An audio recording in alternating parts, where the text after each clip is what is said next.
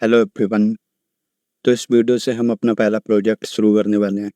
तो उसके लिए मैंने यहाँ पर एक स्पेयर ले रखा है। तो स्पेयर लेने के लिए आप यहाँ पे क्लिक करिए और यहाँ से आप स्पेयर सेलेक्ट कर सकते हैं। उसके बाद में हमें यहाँ पर मेक पॉलीमर्स 3D पे क्लिक करना होगा और मैं यहाँ पे सिमेट्री ऑन कर रहा हूँ। तो प्योररेफ पे मैंने कुछ रेफरेंस इमेजेस ले रखी हैं जिनकी हेल्प से हम अपना मॉडल बनाएंगे। तो ये 2 इमेजेस मैंने गूगल से डाउनलोड की और ये इमेजेस मुझे आर्टिस्ट स्टेशन पर मिली हैं। आप ये वाला जो मॉडल देख रहे हैं इसको एरिक केलर ने बनाया है, जो कि एक बहुत ही टैलेंटेड आर्टिस्ट है। आप इनका वर्क आर्ट स्टेशन पर जाकर देख सकते हैं। तो मैं प्योररेफ को साइड में कर रहा हूँ और मैंने ये वाली इमेज बैकग्राउंड में भी ओपन करके रखी है। तो अगर आप जी ब्रश पे आएंगे और यहाँ पर आपको सी थ्रू का ऑप्शन दिखाई देगा। अगर आप यहाँ पे इस तरह से ड्रैग करेंगे तो आपके बैकग्राउंड में जो भी होगा वो आपको इस तरह से दिखाई देगा। तो आप जितना ज़्यादा ड्रैग करेंगे उतना ज़्यादा क्लियर आपको बैकग्राउंड दिखाई देगा। तो मैं इस सी थ्रू ऑप्शन को इस तरह से चेंज कर रहा हूँ और मैं वापस से जी स्पेयर पे आ रहा हूँ। तो मैं इस मॉडल को अपनी किसी भी इमेज के हिसाब से ट्रेस कर सकता हूँ। तो जैसे कि मैंने अपने मॉडल को इस वाली इमेज के ऊपर इस तरह से प्लेस कर दिया है। एक बार मैं फिर से सी थ्रू को 0 कर रहा हूँ और आप यहाँ से देख सकते हैं कि मैं इसमें टॉप व्यू में हूँ। तो आप इस तरह से इस व्यू को चेंज कर सकते हैं। तो क्योंकि हमारी इमेज में यहाँ पर हेड है और यहाँ पर बैक है, तो उसी तरह से मैं अपना व्यू भी सेट कर रहा हूँ। तो मैंने इस मॉडल को इस तरह से ड्रैग करके टॉप व्यू में डाल दिया है। तो मैं फिर से सी थ्रू पे जा रहा हूँ और यहाँ पे मैं अपने मॉडल को इस तरह से देख सकता हूँ और मैं यहाँ से प्योररेफ को थोड़ा साइड में कर रहा हूँ। तो यहाँ पर हम अपना मॉडल बनाना शुरू करें उससे पहले मैं आपको कुछ और भी दिखाना चाहता हूँ। सो फॉर एग्जांपल मैंने अपना मॉडल इस तरह से अपनी इमेज के ऊपर सेट कर लिया है और अगर मुझे यहाँ पे कुछ भी स्कल्प्ट करना है और मैं इस तरह से जूम करूँगा और मैं इस तरह से कुछ भी स्कल्प्ट करूँगा तो मुझे बार बार इस तरह से अपने मॉडल को फिर से यहाँ पे सेट करना पड़ेगा। इसमें हमारा काफ़ी टाइम भी वेस्ट होगा और हम अपने मॉडल को परफेक्टली पहले की तरह सेट भी नहीं कर पाएंगे।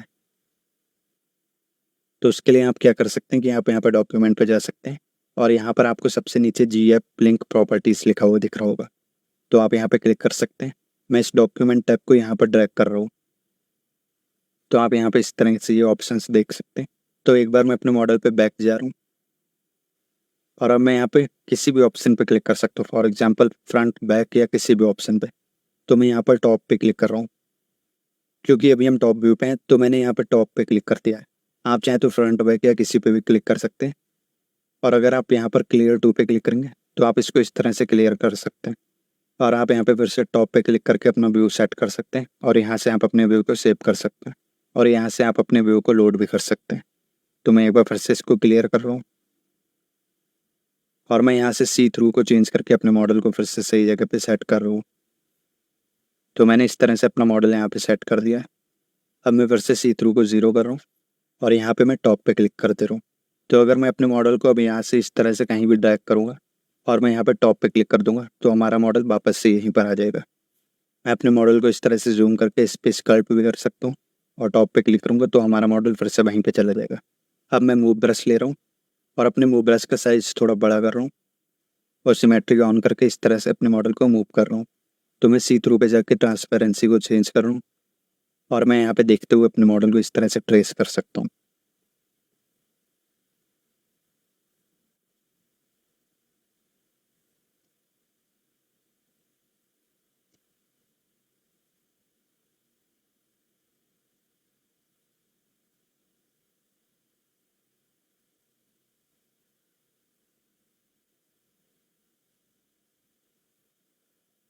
अब मैं सी थ्रू पे जाके इसकी ट्रांसपेरेंसी को फिर से 0 पे ला रहा हूँ और आप देख सकते हैं हमारा मॉडल इस तरह से ट्रेस हुआ है। मैं इसके पॉलीफ्रेम्स को ऑन कर रहा हूँ तो आप देख सकते हैं अभी हमारे मॉडल की पॉलिश किस तरह से जा रही है और ये यहाँ पे स्ट्रेच भी होने लगी। तो अगर मैं अपने मॉडल को और ज़्यादा इस तरह से मूव करूँगा तो हमारा मॉडल इस तरह से स्ट्रेच होने लगेगा और हम उस पर कुछ भी ड्रॉ नहीं कर पाएंगे। तो मैं एक बार फिर से बैक करूँ। तो इस चीज़ को हैंडल करने के लिए आप फिर से यहाँ पर टूल्स पे आ सकते हैं और नीचे आप जब जाएंगे तो आपको जियोमेट्री में यहाँ पे डायनामेस लिखा हुआ दिखाई देगा। तो अभी के लिए हम डायनामेस रेजोल्यूशन को थोड़ा कम करेंगे और यहाँ पे डायनामेस पे क्लिक कर देंगे।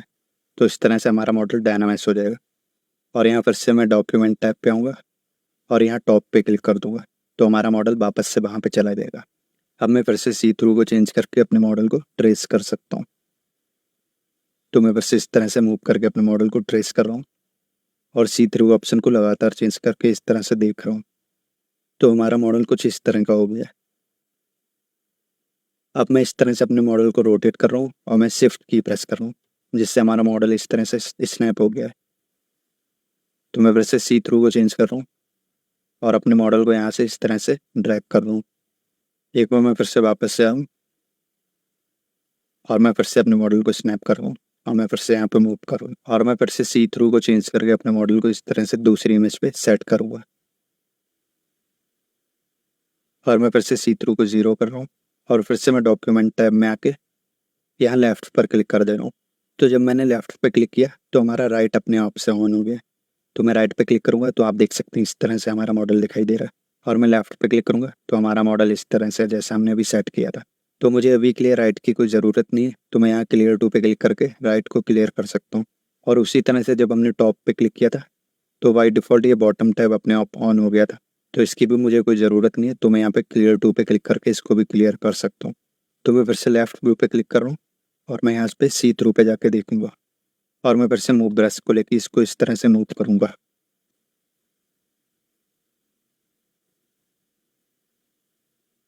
आप जब भी अपने मॉडल को इस तरह से ब्रश से मूव कर रहे हैं तो आप हमेशा ब्रश का साइज़ थोड़ा बड़ा रखिए, क्योंकि अगर हम ब्रश का साइज़ छोटा करके इस तरह से मूव करेंगे तो जब आप इसको वापस से आके देखेंगे तो ये कुछ इस तरह से आर्टिफैक्ट्स देगा। तो मैं बैक कर रहा हूँ और फिर से मैं लेफ्ट व्यू में जा रहा हूँ और सी थ्रू को चेंज कर रहा हूँ और मैं इस बार फिर से ब्रश को थोड़ा बड़ा करके मूव कर रहा हूँ।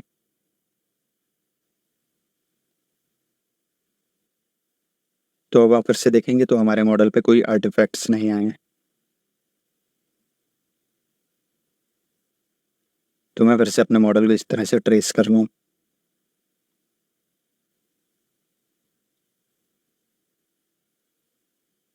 ज़रूरी नहीं है कि आप इसको 100% ट्रेस करें।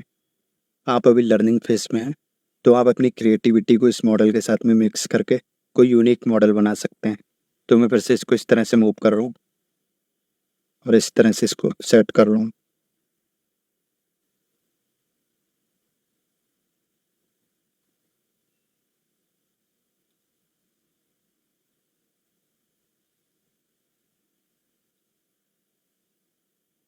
तो अब मैं डैम स्टैंडर्ड ब्रश ले रहा हूँ और यहाँ पे इस तरह से एक लाइन बना रहा हूँ और सेम चीज़ मैं यहाँ पे कर रहा हूँ।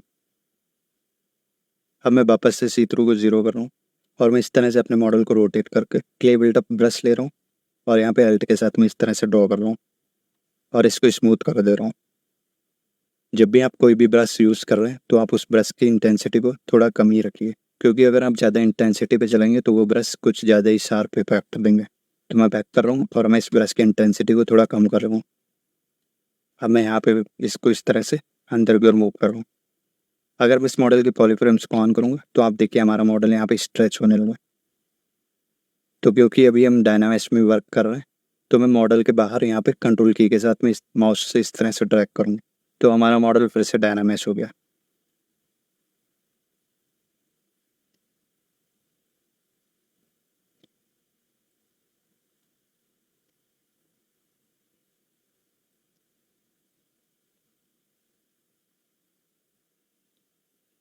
तो मैं फिर से अपने मॉडल को ट्रेस कर रहा हूँ और मैं फिर से अपने मॉडल को इस तरह से मूव कर रहा हूँ। उसी तरह से मैं हेड को भी मूव कर रहा हूँ।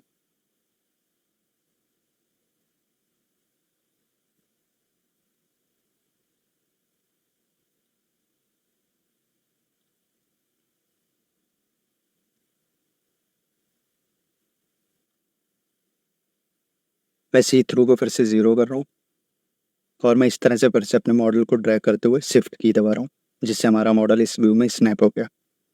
और मैं फिर से सी थ्रू को थोड़ा चेंज करके अपने मॉडल को यहाँ पे इस तरह से सेट करूँगा।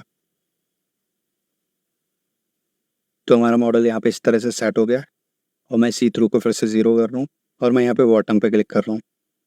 तो अब मैं अगर टॉप पे क्लिक करूँगा तो हमारा मॉडल यहाँ पे आएगा और मैं बॉटम पे क्लिक करूँगा तो हमारा मॉडल यहाँ पे आएगा और अगर मैं लेफ्ट पे क्लिक करूँगा तो हमारा मॉडल इस तरह से आएगा। तो मैं फिर से बॉटम पे क्लिक कर रहा हूँ और सी थ्रू को थोड़ा चेंज करके अपने मॉडल को बॉटम व्यू से थोड़ा ट्रेस करूँगा। तो मैं फिर से सी थ्रू को 0 पे ला रहा हूँ और अपने मॉडल को इस तरह से फोकस करके इसकी डेंसिटी को देख रहा हूँ। तो मैं फिर से डायनामिक्स पे जा रहा हूँ और अपने मॉडल का रेजोल्यूशन थोड़ा बढ़ा रहा हूँ और मैं यहाँ पे फिर से इस तरह से ड्रैग कर रहा हूँ। अब मैं यहाँ पे डैम स्टैंडर्ड ब्रश ले रहा हूँ और ब्रश का साइज इस तरह से थोड़ा छोटा करके वापस से मैं बॉटम व्यू में जा रहा हूँ और सी थ्रू पे इस तरह से देखते हुए मैं अपने मॉडल को ट्रेस करूँगा।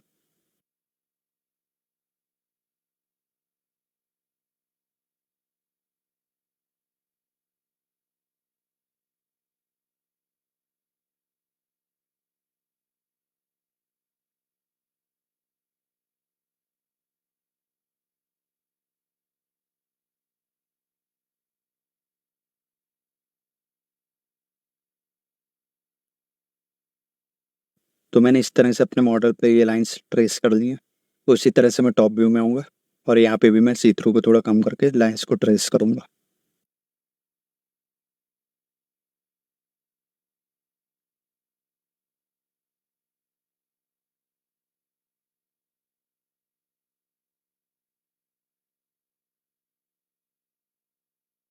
तो आप देख सकते हैं यहाँ पर भी मैंने इस तरह से लाइंस को ट्रेस कर लिया।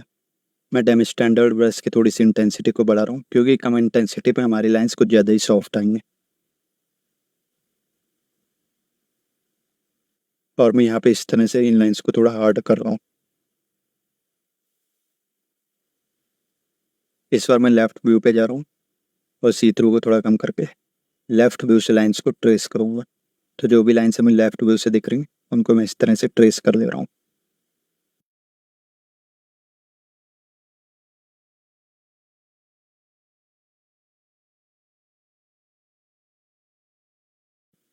तो आप देख सकते हैं इस तरह से हमने अपने मॉडल पे लाइंस को ट्रेस कर लिया है। एक बार मैं फिर से बॉटम व्यू में जा रहा हूँ और यहाँ पे जो भी लाइंस बची हुई हैं मैं उनको भी ट्रेस कर ले रहा हूँ।